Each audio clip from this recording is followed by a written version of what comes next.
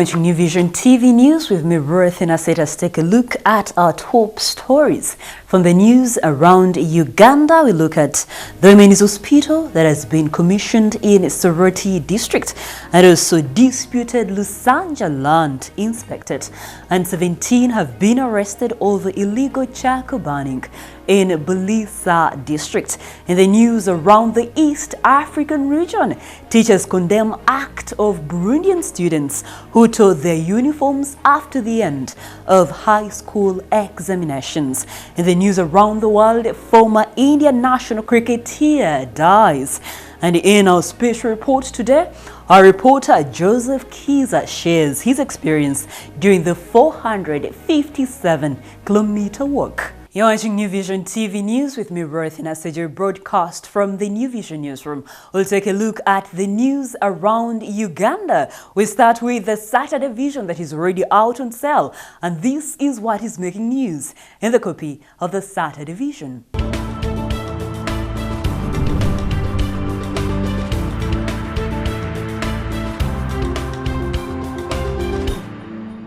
For those who cannot access the Saturday Vision, the link is on your screen. All you have to do is to subscribe to our e-paper and access all the products published by Vision Group. We now move on to the news around Uganda. We start from Soroti district, where Speaker of Parliament Rebecca Kadaga has opened the Soroti Women's Community Hospital in Awasi village, Arapai sub-county. Before commissioning, she inspected the buildings in the company of State Minister for Health and General Duties, Sarah Pendi. At the hospital, there are 9 patients currently admitted. The construction of the Women Hospital in Soroti district started last year.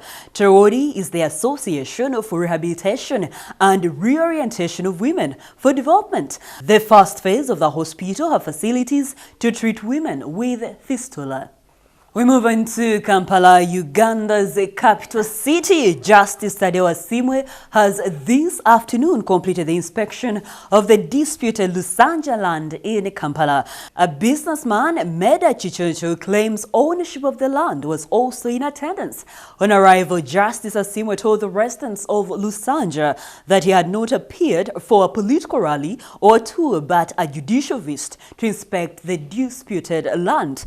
The judge said October 4th to deliver a verdict on the matter.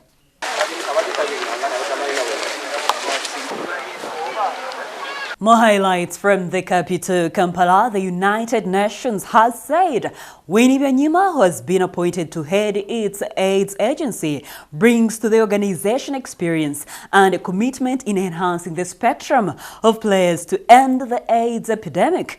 UN Secretary General Antonio Guterres appointed Byanyima to head UN AIDS on Wednesday following a recent selection process.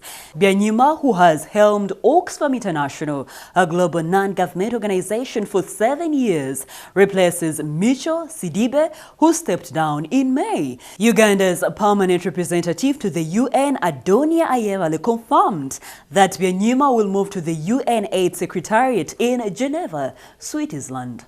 Still in Kampala, the editor-in-chief of Vision Group, Barbara Kaija, has challenged Christians at workplaces to use their positions to spread the word of God. Kaija was speaking at the launch of Handshake Uganda in Kampala. She noted that someone in his workplace can still act as their pulpit, and no one should ever shy away from spreading the word of God. Light our candles from one point to the other, until we can light the whole country and light the whole world. I've never been trained as a preacher or a pastor or anything, but what I know is that if you leave your testimony, it shows. You just need to leave your testimony, it shows. Wherever you are in your workplace is a pulpit. It's a place for you to be able to say, I love Jesus, and it shows and people pick it up. Handshake Uganda is driven by the realization that every Christian is in full-time ministry to help fulfill the Great Commission of God. The launch, championed by Life Ministry Uganda, attracted academicians, business personalities, media personalities, church leaders, and politicians.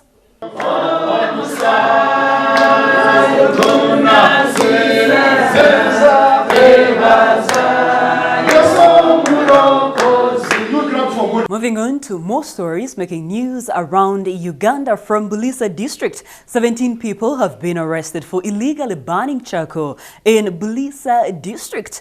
According to the district environment officer, Roger Setumusime, the arrested include 13 women and 4 men who are known to locals of Bulisa since they do not speak the local language. The arrest followed an operation by police Kakindo Orphan Center, an organization with the intention of conserving the environment.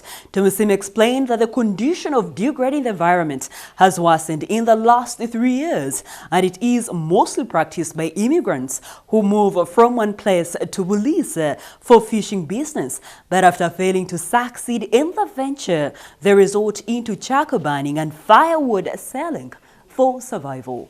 Closing off the news around Uganda is a story from Mukono district where women in business and the organization Uganda Women Entrepreneurs Association have cited syndicate corruption amongst different government entities in the process of public procurement and disposal of public assets as a big barrier to their involvement in government tenders and other businesses. Angela Bagaine, the association chairperson, said due to the high rate of syndicate corruption in most of the government entities, women lose out on jobs.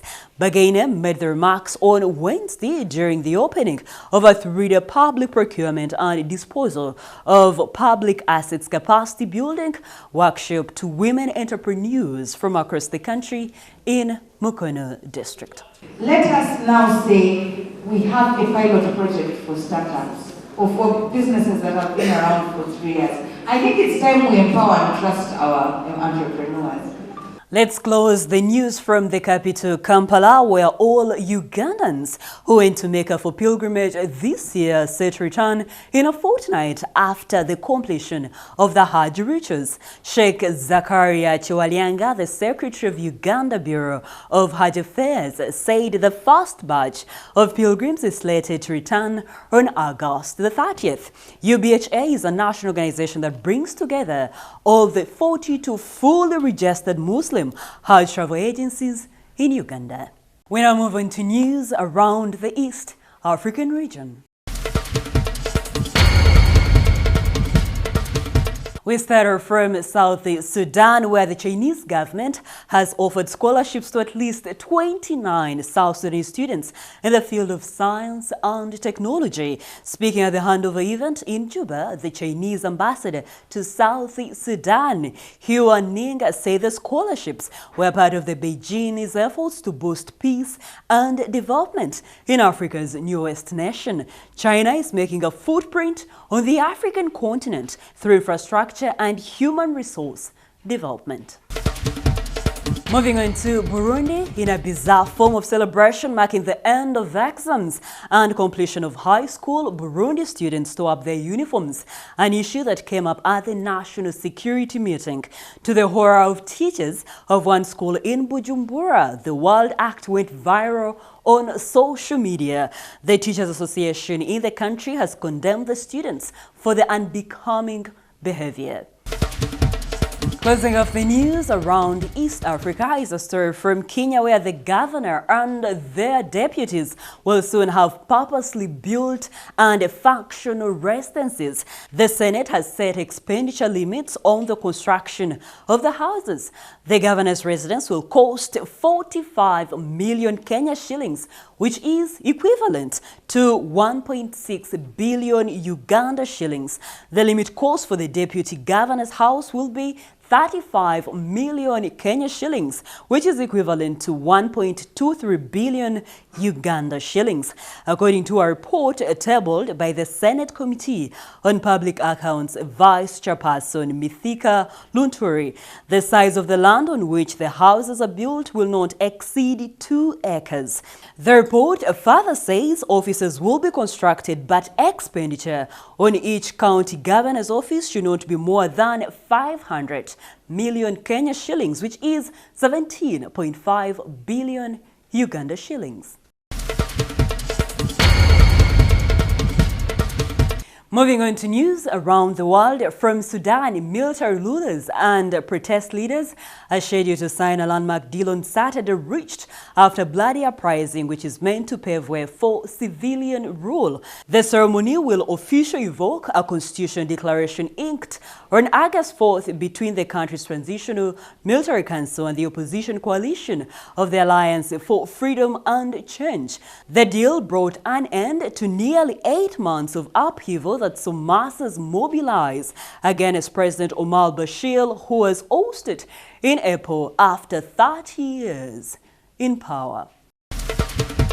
We move on to Zimbabwe, where the High Court has upheld the police's ban of a planned opposition demonstration in the capital, Harare. The state-run broadcaster says, in response, the Movement for Democratic Change, MDC, says it has decided not to press ahead with the plans. Large numbers of police were early deployed in the city, Harare, according to the BBC. Away from the continent Africa, we move on to India, where former Indian national cricketer VP Chandrasekhar has died in what investigators suspect was suicide, prompted by worries about death, police said on Friday. Chandrasekhar, 57 years, was found in his bedroom by his family in the southern city of Chennai on Thursday evening, police investigator Senthil Murugan said. Murugan said police are still waiting for the autopsy report. News from Greece. Officials say the firefighters have made progress against a fourth wildfire on the island of Evia that has burned through a pine forest and threatened villages. A massive force of nearly 400 firefighters, backed by 110 vehicles, 9 planes, and 4 helicopters, has been deployed against the blaze. Closing off the news around the world is a story from Israel, where 2 U.S. Democratic lawmakers who are prominent critics of the Israel government have been blocked from visiting. Ilhan Omar and Rashida Tlaib were due to visit the occupied West Bank and East Jerusalem next week. Both have supported the boycott movement against Israel, but Israel law allows supporters of the campaign to be banned from visiting. President Trump earlier tweeted it would show great weakness if the pair were allowed entry. That is it from the news around the world. We now take a short break, but when we come back, we'll take a look at the news in business.